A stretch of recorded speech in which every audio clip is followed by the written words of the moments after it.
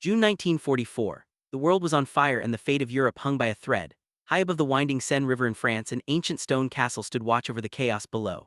Its walls had seen centuries of kings, knights, and revolutions, but tonight it was the nerve center for one of Nazi Germany's most legendary commanders. Field Marshal Erwin Rommel, the infamous Desert Fox, sat alone at a heavy wooden desk, his face drawn and shadowed by the flicker of candlelight. Outside, the relentless thunder of American and Allied artillery shook the night, echoing across the French countryside. For 3 days straight, the guns had not stopped. The greatest invasion in history, D-Day, had begun, and everything Rommel had built was now being put to the ultimate test. Inside that cold, grand room, Rommel reached for a familiar piece of paper. It was the same kind he'd used to write thousands of letters during 5 brutal years of war. But this letter wasn't for Hitler or for the German High Command. It was for his wife Lucy, waiting anxiously back home in Germany. She had received his words from the burning deserts of North Africa, from the shattered mountains of Tunisia, and now from the embattled fields of France. Tonight, Rommel's hand trembled as he picked up his pen. He was exhausted, his eyes hollow from sleepless nights, his mind racing with the weight of impossible decisions. But he wrote anyway because he always wrote to Lucy. In these private letters, he shared the truths he could never say in official reports. He confessed doubts, fears, and observations that would never appear in Nazi propaganda or German newspapers. What Rommel wrote that night would have stunned the world if anyone else had read it. Hidden from censors, untouched by the lies of wartime media, his words were raw, honest, and deeply personal. And on this night, as American and Canadian troops stormed the beaches and pushed deeper into occupied France, Rommel chose to write about the enemy soldiers who had surprised him most. He wrote about the Canadians. What he revealed in those secret letters would challenge everything people thought they knew about the German view of their adversaries. The legendary Desert Fox, a man celebrated and feared across the world, was about to admit something remarkable about the men fighting under the stars and stripes and the maple leaf. Why would a German commander, loyal to his country until the bitter end, write words of respect, maybe even admiration, about the enemy? What did Rommel really think about the Americans and their allies as they shattered the Atlantic Wall and turned the tide of World War II? The answers, hidden for decades in candlelit letters, would expose a side of history few Americans have ever heard. And as the guns roared outside that ancient castle, Rommel's pen revealed a truth that would echo far beyond the battlefields of Normandy. But that's only the beginning. What Rommel confessed in those private letters would shake the very foundations of how we understand the war and the men who fought it. By the summer of 1944, the world had changed in ways no one could have imagined. For years, Nazi Germany had seemed unstoppable, rolling across Europe with terrifying speed. But now the tide was turning, and fast. The once mighty German war machine was crumbling under the relentless pressure of Allied power, and nowhere was that more obvious than in the skies above and the fields below. American bombers thundered over German cities day and night, dropping waves of destruction that left entire neighborhoods in ruins. The Luftwaffe, once feared across the continent, was now a shadow of its former self, unable to stop the rain of fire from above. On the Eastern Front, the Red Army had shattered Hitler's dreams of conquest. The brutal battles in Russia had ended in disaster for Germany, with entire armies wiped out in the frozen wastelands. The myth of Nazi invincibility was dead. In the Mediterranean, Italy, once Hitler's closest ally, had surrendered, switching sides and leaving German forces isolated and exposed. The U-boat campaign in the Atlantic, which had once threatened to starve Britain into submission, had failed. American and British ships now ruled the waves, bringing endless supplies and fresh troops to the fight. For the German High Command, the situation was nothing short of desperate. And in the middle of this chaos stood Field Marshal Erwin Rommel, tasked with an impossible mission. Hitler had ordered him to defend the Atlantic coast from the Netherlands all the way down through northern France, a stretch of beaches, cliffs, and ports hundreds of miles long. It was a job no general could truly accomplish, not even the legendary Desert Fox. Rommel knew it. He had spent months building bunkers, laying mines, and placing obstacles along the beaches, trying to prepare for the storm he knew was coming. But deep down, he understood the truth. There simply weren't enough men, guns, or resources to hold back the full might of the Allied invasion. And then on June 6, 1944, the storm broke. Operation Overlord, the largest amphibious assault in history, hit the coast of Normandy with a force the world had never seen. Over 150,000 Allied soldiers, including tens of thousands of Americans, poured ashore in a single day. The beaches erupted in chaos as machine guns rattled, artillery shells exploded, and the air filled with the screams of the wounded and dying. American troops at Omaha and Utah Beach faced some of the fiercest resistance, pushing forward through a wall of fire that would have broken lesser men. But they kept going, inch by bloody inch, determined to break Hitler's grip on Europe. Rommel watched the invasion unfold with a mixture of awe and dread. He knew the numbers. He understood what they meant. Germany was losing the war, and nothing, not even his own genius for defense, could change that now. The Allies had overwhelming air power, endless supplies, and a determination that seemed unbreakable.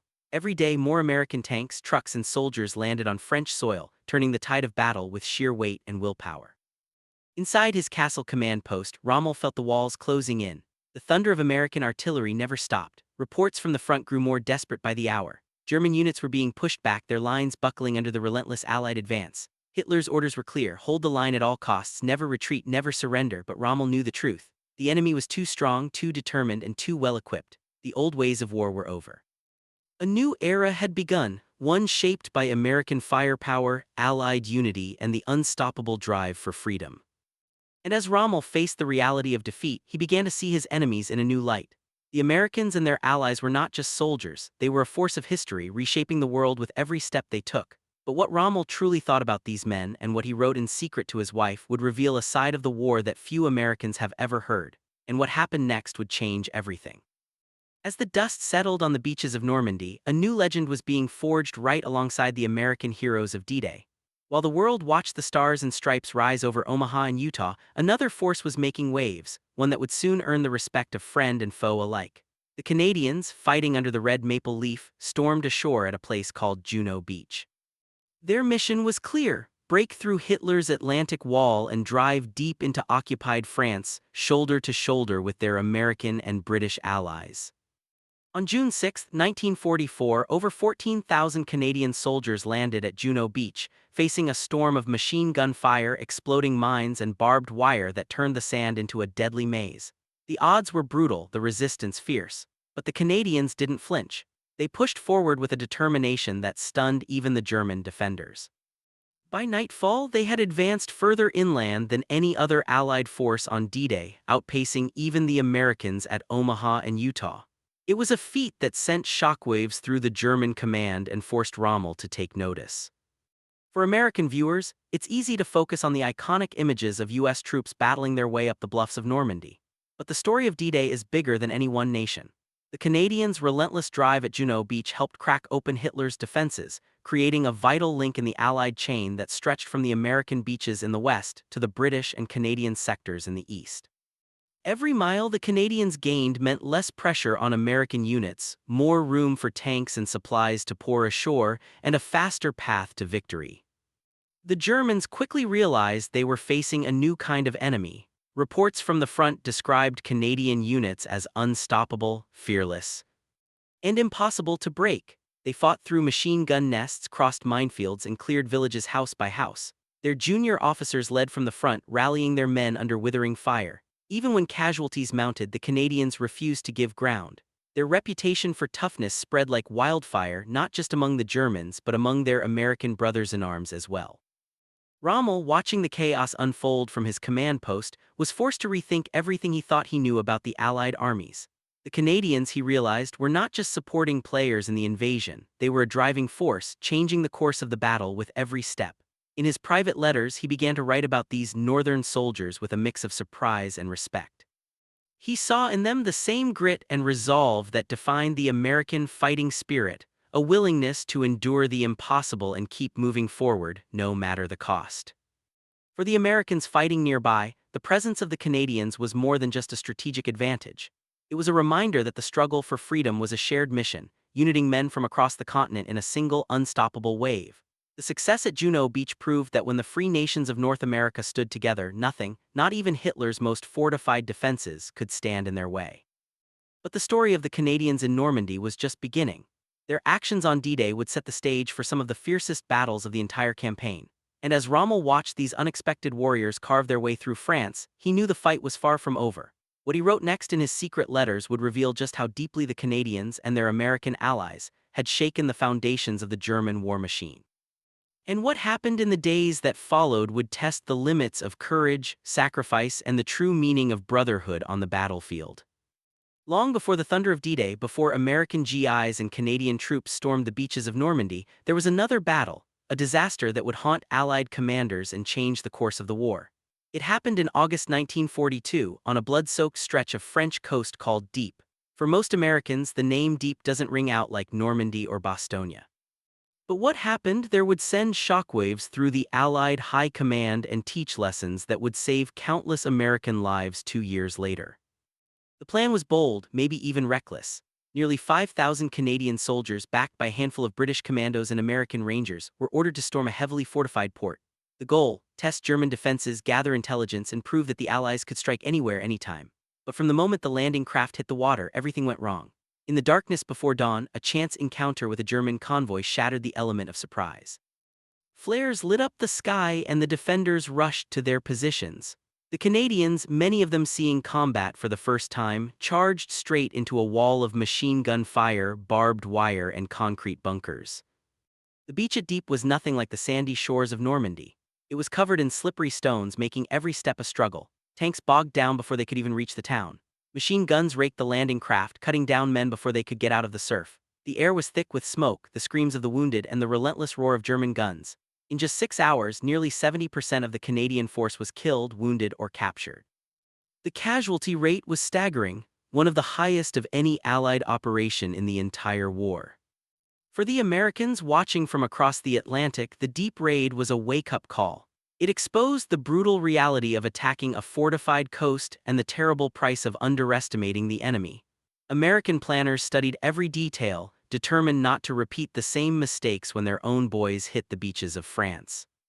The lessons learned at Dieppe about timing, fire support, and the need for overwhelming force would shape the strategy for D-Day, giving American troops a fighting chance when their moment came. But for the Canadians who survived, Dieppe was more than just a failed mission. It was a crucible, a test of courage and resolve that would define their reputation for the rest of the war. German commanders, including Rommel himself, were stunned by the ferocity of the attack. Reports described wounded Canadians fighting to the last bullet, refusing to surrender even when surrounded. Small groups charged machine gun nests with nothing but rifles and grenades. The Germans had won the day, but they couldn't ignore the raw determination of their enemies. Rommel, far away in North Africa at the time, read the reports with growing respect. In his private letters, he began to see the Canadians, and by extension all Allied soldiers, in a new light. They were not just amateurs or colonials. They were warriors forged in the fire of disaster, learning from every setback and coming back stronger. The Dieppe raid was a tragedy, but it was also a turning point. It proved that the Allies, including the Americans, would never give up, no matter the odds. The memory of Dieppe would linger in every Allied headquarters, every training camp, and every planning room. It was a constant reminder that freedom came at a price, and that the next time the Allies landed in France they would be ready. For Rommel, the lessons of Dieppe were clear: underestimate the Americans and their allies at your own peril. The stage was set for a new kind of war, one where every mistake would be paid for in blood, and every victory would be earned the hard way. And as the Allies prepared for the greatest invasion in history, the ghosts of Dieppe marched with them, reminding every American soldier that courage, sacrifice, and the will to fight could turn even the darkest day into the first step toward victory. While the world's attention was fixed on the thunder of American guns and the relentless push of Allied forces, something extraordinary was happening behind closed doors, something that would never make the headlines in Nazi Germany or even in the Allied press. In the flickering candlelight of his French command post, Field Marshal Erwin Rommel was writing letters that would one day shock the world. These weren't official reports or propaganda pieces. They were private, deeply personal messages to his wife, Lucy, letters that revealed what the Desert Fox truly thought about the men fighting against him. Rommel's letters were never meant for public eyes. He poured out his frustrations, his doubts, and most surprisingly, his respect for the enemy. He wrote about the Americans and their allies with a candor that would have been unthinkable in any official Nazi document. But it was the Canadians who caught his attention in a way that even surprised him. After witnessing their ferocity at Dieppe and their relentless drive at Juno Beach, Rommel admitted something that would have been considered almost treasonous. These soldiers from across the Atlantic were not to be underestimated. In one letter, Rommel described the Canadians as tenacious beyond belief, noting how they attacked under impossible conditions and refused to retreat, even when the odds were stacked against them. He wrote, "At Dieppe they fought to the last, many refusing to surrender until ordered. These are soldiers who believe in what they fight for." For an American audience, this is a side of the war rarely told. We're used to hearing about the heroics of U.S. troops at Omaha and Utah, but Rommel's private words reveal a deeper truth. The Allied victory in Normandy was a team effort, and the respect earned by Canadian soldiers was shared by their American brothers in arms. Rommel's honest assessments didn't stop with battlefield tactics. He wrote about the character of the men he faced, noting their discipline, their courage, and their refusal to break under pressure. He saw in the Canadians and by extension the Americans a spirit that reminded him of his own elite troops in North Africa. "They are not the amateurs we once believed," he confessed. "They are professionals and they fight with a purpose." These letters, hidden from German censors and preserved by Lucy throughout the chaos of war, would eventually be published after Rommel's death. When the world finally read his private thoughts, it was a revelation. Here was one of Hitler's most trusted commanders, openly admitting his admiration for the very soldiers he was ordered to destroy. For American viewers, it's a powerful reminder that respect on the battlefield can cross even the deepest divides. Rommel's words also serve as a warning. He saw the writing on the wall long before many in Berlin did. The combined strength of American, Canadian, and British forces was simply too great to resist. "Against such men and such equipment, we cannot hold out forever," he wrote in one of his final letters. It was an admission of defeat not just for himself but for the entire German war effort. The truth revealed in Rommel's private letters is more than just a historical curiosity. It's a testament to the power of courage, unity, and the shared values that brought Americans and Canadians together on the beaches of Normandy. In the end, the Desert Fox's secret words remind us that even in the darkest moments of war, respect and humanity can shine through. And as the battle for France raged on, Rommel's hidden admiration for his enemies would become one of the most unexpected legacies of World War II. But what happened when these letters finally came to light? And how did Rommel's private truths change the way history remembers the men who fought and died in Normandy? The answers would surprise even the most seasoned historians, and they're coming up next. When the world plunged into war in 1939, few could have predicted the transformation that was about to sweep across North America. For most Americans, Canada was a peaceful neighbor, a land of farmers, fishermen, and factory workers, not a nation of warriors. But as Hitler's armies marched across Europe and the United States watched the world edge closer to chaos, something remarkable began to happen just north of the border. Canada, a country with barely enough soldiers to fill a football stadium, would soon become a key player in the fight for freedom, a transformation that would echo across the entire Allied effort. At the outbreak of World War II, the Canadian military was tiny, just over 4,000 men in uniform. There was no grand tradition of global warfare, no massive standing army. But when Britain declared war on Germany, Canada didn't hesitate. Volunteers poured in from every corner of the country, from the wheat fields of Saskatchewan, the fishing villages of Nova Scotia, the bustling streets of Toronto and Montreal. By 1944, over 1 million Canadians had put on a uniform, an astonishing number for a nation of only 11 million people. Nearly 1 in 10 Canadians would serve, a ratio that stunned even American observers. But the road to battle wasn't easy. For 2 long years, Canadian troops trained in England, waiting for their chance to prove themselves. They drilled in muddy fields, marched through endless rain, and learned the hard lessons of discipline and teamwork. The waiting was brutal. Morale sagged. Many wondered if they'd ever see real combat. For American GIs, this story might sound familiar: the endless drills, the longing for action, the hunger to show the world what you're made of. The Canadians felt it too, and when their moment finally came, they were ready. The transformation was more than just numbers. It was a shift in identity. Canadian soldiers, once seen as colonial auxiliaries, began to forge their own reputation. They weren't just fighting for Britain, they were fighting for their own flag, their own families, and the same ideals that drove Americans to enlist: freedom, democracy, and the hope for a better world. This new sense of purpose would become their greatest weapon. When the Canadians finally landed in France, they brought with them not just rifles and tanks, but a fierce determination to prove themselves on the world stage. Their training, their discipline, and their unity under fire would set them apart. American commanders took notice. Reports from the front lines spoke of Canadian units that fought with a chip on their shoulder, as if determined to show the world that their small country could stand shoulder to shoulder with the mightiest armies on earth. Rommel saw it too. In his private letters, he wrote of the Canadians' remarkable tenacity, their refusal to break even under the most intense pressure. He recognized the same qualities that made American soldiers so formidable: adaptability, resourcefulness, and an unbreakable will to win. The Canadians, like their American allies, were citizen soldiers, ordinary men who became extraordinary under fire. This transformation didn't just change the course of the war. It changed the way the world saw Canada, and by extension the entire Allied effort. The Americans and Canadians who fought together in Normandy weren't just allies by treaty, they were brothers in arms, united by a shared belief in something greater than themselves. Their sacrifices, their courage, and their determination would become the foundation of victory in Europe. As the battle for France raged on, the making of Canadian warriors became a story of hope and inspiration, not just for Canada but for every American who believed in the power of unity and the promise of freedom. And as Rommel watched these citizen soldiers rise to the challenge, he knew that the old world was gone forever. A new generation of heroes was being born, and their legacy would shape the future of both nations for decades to come.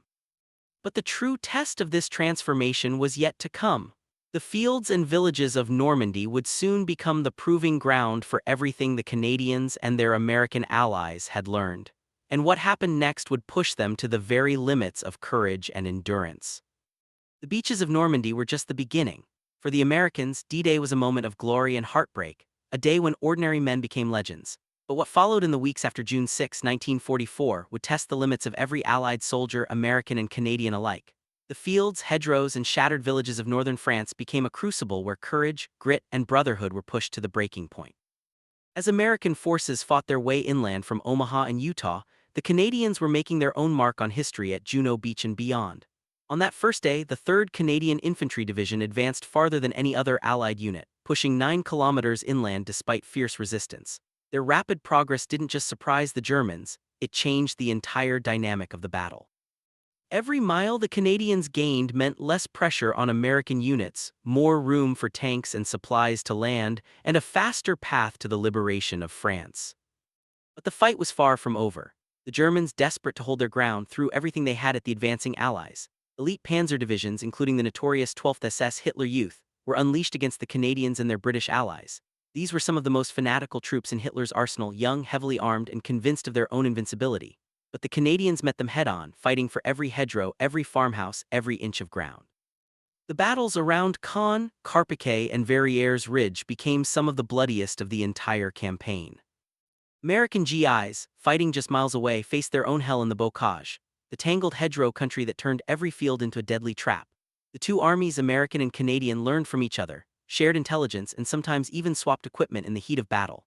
Reports from the front lines tell of American tank crews working side by side with Canadian infantry, coordinating attacks that broke through German defenses and opened the road to Paris.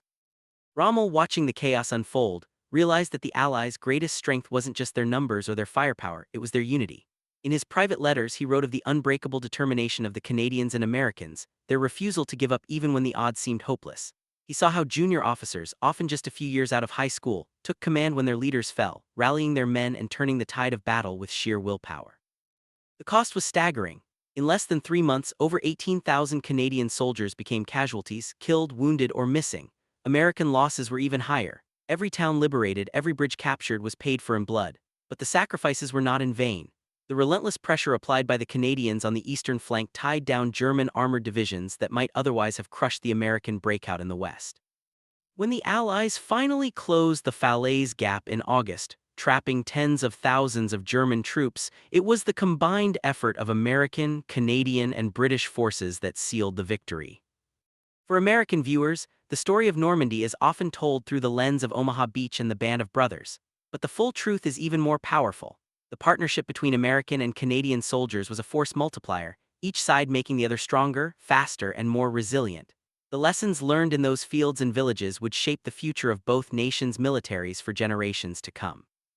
As the dust settled over Normandy, the world saw what could happen when free nations stood together against tyranny. The test of everything had been passed, not just by the Americans but by the Canadians who fought and bled beside them.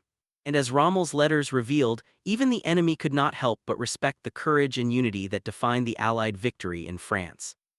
But the story didn't end there. The next battles would be even harder, the sacrifices even greater, and the legacy of Normandy would echo far beyond the beaches, shaping the destiny of America, Canada, and the world. Normandy was a battlefield, but it was also a crossroads of character. For American and Canadian soldiers, the fight wasn't just about defeating the enemy, it was about holding on to their own humanity in the middle of chaos. The world remembers the thunder of artillery and the roar of tanks, but what truly set the Allies apart was the way they treated both friend and foe when the guns fell silent. As the Allies pushed deeper into France, the cost in blood was staggering. American and Canadian medics worked side by side, risking their lives to pull wounded men from the line of fire. In the shattered villages and hedgerows, these medics didn't just treat their own, they cared for wounded German soldiers as well. Stories spread among the ranks of American GIs about Canadian stretcher-bearers who braved machine gun fire to reach a fallen enemy, bandaging wounds and offering water to men who, moments before, had been trying to kill them. For many Americans, this was a powerful reminder of what they were fighting for, a world where decency could survive even in the darkest places. But the reality of war was never simple. Not every encounter ended with a handshake or a shared cigarette. In the chaos of battle, lines were crossed and tragedies unfolded. One of the darkest moments came at the Abbaye d'Ardennes, where members of the 12th SS Panzer Division executed 20 Canadian prisoners in cold blood. News of the massacre spread quickly through Allied lines, fueling anger and a thirst for justice. American and Canadian commanders alike made it clear, such crimes would not be forgotten and those responsible would be held to account. Yet even as the horrors of war mounted, moments of compassion continued to shine through. American and Canadian guards protected German prisoners from vengeful civilians, refusing to let hatred dictate their actions. In field hospitals, enemy soldiers received the same care as Allied wounded. One American medic later recalled treating a young German who, through broken English, thanked him for saving his life. "We were enemies," the medic said, "but in that moment we were just two men trying to survive." The French civilians caught between the armies suffered terribly. Towns like Caen were reduced to rubble by Allied bombing, and thousands of innocent lives were lost. But when the Canadians and Americans finally liberated these towns, they were welcomed as heroes. Survivors remembered the kindness of the liberators, soldiers who shared their rations with hungry children, who helped search for survivors in the ruins, who offered hope when all seemed lost. For many in France, the arrival of the Americans and Canadians was the first sign that the nightmare of occupation was finally ending. Rommel, in his private letters, took note of these acts of humanity. He wrote of the unexpected decency shown by Allied soldiers, contrasting it with the brutality he sometimes witnessed among his own ranks. For him, these moments were more than just anecdotes, they were proof that the Allies were fighting for something real, something worth believing in. For American viewers, these stories are a reminder that the true measure of victory isn't just found in territory gained or enemies defeated. It's found in the choices made when no one is watching, in the decision to show mercy, to protect the innocent, to hold onto your values even when the world is falling apart. The partnership between American and Canadian soldiers wasn't just about firepower or tactics. It was about a shared commitment to something greater than themselves. As the Normandy campaign dragged on, the lines between heroism and horror blurred. But through it all, the humanity of the Allied soldiers stood as a beacon, a promise that even in the worst of times, the best of us can still shine through. And as the war moved on to new battles and new challenges, the lessons of Normandy would remain: courage, compassion, and the unbreakable bond between those who fight for freedom. But the legacy of these choices would reach far beyond the battlefield. The respect earned in Normandy would shape the way the world remembered the Americans and Canadians who fought there, and the way they remembered themselves. The battlefields of Normandy were more than just the site of a military victory. They became the proving ground for a new kind of legacy, one built on sacrifice, unity, and a respect that crossed even enemy lines. For American and Canadian soldiers, the price of every mile gained was measured in blood, sweat, and the unbreakable bonds forged in the crucible of war. The world would never be the same, and neither would the men who fought there. As the dust settled over the hedgerows and villages, the impact of the Canadian and American partnership became impossible to ignore. Canadian forces, holding the eastern end of the Allied line, faced wave after wave of German counterattacks. Their determination and refusal to break under pressure tied down some of Hitler's most elite armored divisions, divisions that, if unleashed elsewhere, could have threatened the entire Allied operation. Every German tank destroyed by a Canadian anti-tank gun, every enemy position overrun by American infantry, brought the Allies one step closer to victory. American commanders, from Eisenhower to Patton, recognized the critical role their northern allies played.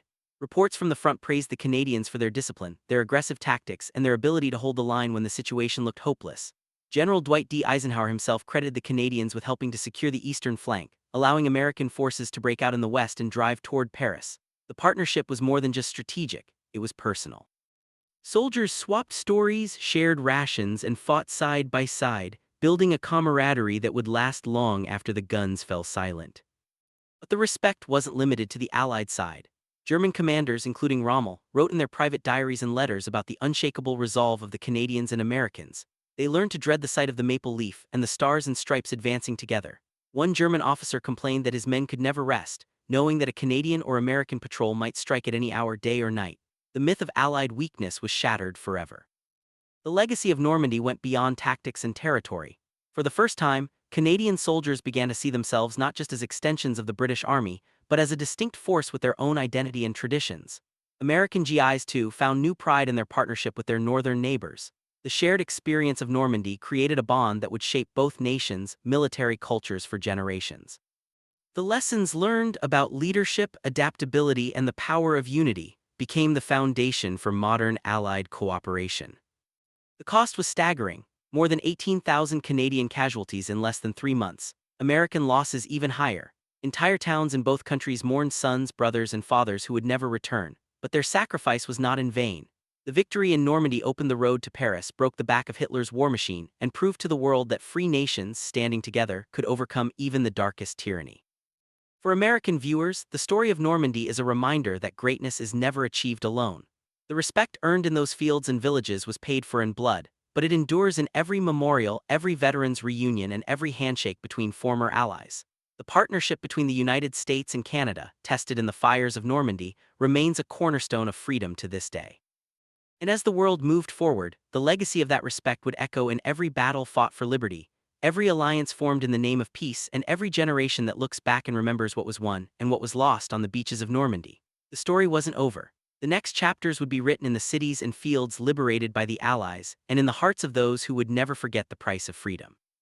Behind every headline, every battle map, and every victory in Normandy, there were real people, ordinary men who became extraordinary through their courage and sacrifice. For Americans, the stories of D-Day often focus on the bravery of GIs storming Omaha Beach or paratroopers dropping behind enemy lines. But the Canadian experience was filled with the same grit, heartbreak, and heroism that defined the Allied cause. Their stories, woven together with those of their American brothers-in-arms, reveal the true cost and the true meaning of freedom. Take Major David Curry, a farm boy from Saskatchewan who found himself at the center of one of the most desperate battles of the Normandy campaign. In August 1944, as German forces tried to escape the Allied trap at the Falaise Gap, Curry and his small force were ordered to hold a vital village at all costs. For 3 days and nights, Curry directed his men from exposed positions, personally destroyed enemy tanks, and fought off wave after wave of German attacks. Wounded but unbroken, he refused to leave his post until the last enemy had surrendered. For his actions, Curry received the Victoria Cross, the highest award for bravery in the British Empire. His story echoes the legendary stand of American heroes at places like Bastogne and Pointe du Hoc, ordinary men rising to meet impossible odds. But not every hero wore medals. Private Ernest "Smoky" Smith, armed with nothing but a small anti-tank weapon, took on German armor single-handedly to protect his wounded comrades. He refused to withdraw, standing his ground until reinforcements arrived. His courage under fire became the stuff of legend, inspiring both Canadian and American soldiers who heard his story. The bonds of brotherhood ran deep. In one Canadian family, 2 brothers fought in Normandy, one leading his company up a deadly ridge, the other surviving to carry his brother's memory for the rest of his life. Their story mirrors countless American families who sent sons to fight side by side, sometimes never to return. The pain of loss was universal, crossing borders and uniting communities in grief and pride. Even the enemy recognized the spirit of these men. German commanders, hardened by years of war, wrote with grudging respect about the unbreakable will of the Canadians and Americans they faced. One SS officer notorious for his brutality later admitted that his young soldiers had never encountered such determined opponents. Every village, every hedgerow became a test of endurance and resolve. But heroism wasn't just found in battle. It was seen in the compassion shown to prisoners, the care given to wounded enemies, and the kindness extended to liberated French civilians. American and Canadian medics risked their lives to save anyone they could, regardless of the uniform they wore. In the ruins of Caen and the fields of Normandy, these acts of mercy stood as a testament to the values that set the Allies apart. For American viewers, these personal stories are a reminder that the fight for freedom was never just about strategy or firepower. It was about individuals, farmers, factory workers, students, who answered the call and gave everything for a cause greater than themselves. Their sacrifices built the foundation of the world we know today. As the guns fell silent and the survivors returned home, the legacy of their courage lived on. In every memorial, every family story, and every handshake between veterans, the spirit of Normandy endures. The heroes of that summer, American and Canadian alike, remind us that freedom is never free and that the greatest victories are won not just on the battlefield, but in the hearts of those who refuse to give up. But even as the war moved on, the impact of these sacrifices would ripple through history, shaping the future of both nations and the world they fought to save. When the guns finally fell silent in Normandy, the world was forever changed. The Allied victory had come at a staggering cost, thousands of American and Canadian lives lost, entire towns reduced to rubble, and families on both sides of the Atlantic left to mourn. But out of the ashes of war, something remarkable began to grow: a spirit of reconciliation and a determination to build a better future, not just for the victors, but for all who had suffered. For the Americans and Canadians who survived the campaign, the journey home was bittersweet. They returned as heroes, but they carried scars, some visible, others hidden deep within. The memories of fallen friends, the horrors witnessed in battle, and the weight of responsibility for the lives they had taken would stay with them forever. Yet, as they rebuilt their lives, they also helped rebuild the world. The Marshall Plan, led by the United States, poured resources into war-torn Europe, helping to restore cities, revive economies, and lay the groundwork for a new era of peace and cooperation. In France, the gratitude toward American and Canadian liberators was profound. Towns and villages across Normandy adopted Allied military units, hosting annual ceremonies to honor the men who had freed them from tyranny. The bonds forged in battle became the foundation for lasting friendships. Canadian and American tourists visiting Normandy today are welcomed as the children and grandchildren of liberators, a living testament to the sacrifices made in 1944. But the path to reconciliation was not limited to the Allies and the French. Even the relationship between former enemies began to heal. In the decades after the war, German and Allied veterans met on the very fields where they had once fought to the death. They shook hands, shared stories, and honored the courage shown on both sides. These acts of forgiveness and understanding were not easy, but they were essential for moving forward.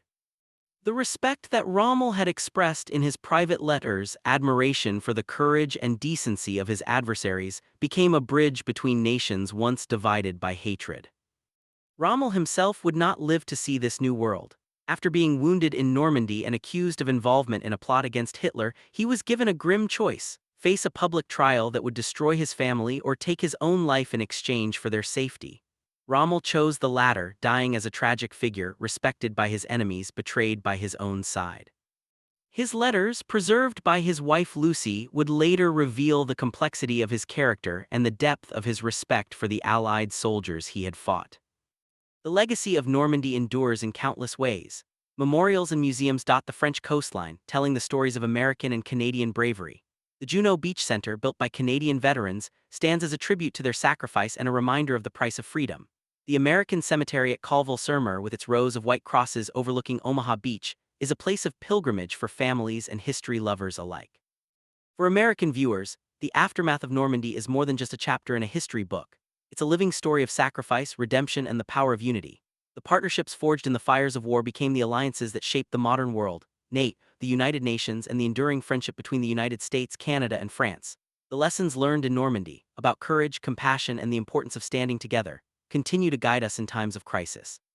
As we remember the heroes of 1944, we also honor the journey from conflict to reconciliation. The story of Normandy is not just about victory in battle, but about the hope that even the deepest wounds can heal, and that the bonds of brotherhood forged in war can become the foundation for lasting peace. And as new generations walk the beaches and fields where history was made, the echoes of sacrifice and the promise of reconciliation remind us all of what it truly means to be free. But the story doesn't end here. The spirit of Normandy lives on, inspiring Americans, Canadians, and people around the world to stand up for what's right, to reach across divides, and to remember that the greatest victories are those that bring us together. As the sun sets over the peaceful beaches of Normandy, it's easy to forget the chaos and courage that once defined these shores. But the legacy of June 1944 is more than just a chapter in a history book. It's a living testament to the power of unity, sacrifice, and the enduring spirit of freedom. For Americans, the story of Normandy is a reminder that greatness is never achieved alone.